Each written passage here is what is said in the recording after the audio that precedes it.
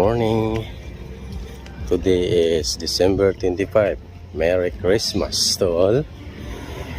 Napakatahimik, madalang ang tao at tahimik. Ilan-ilan lang ang mga tao. So ayan, at lumabas lang tayo dahil bumili ako ng gamot. Dahil ako po ay may lagnat. Ako po ay may ubo at sipon pa, kaya bumili ako ng gamot at saka makakain. Kasi balik na tayo dito. Dito is may mga nag-celebrate pa ng kanilang Kapaskuhan, guys.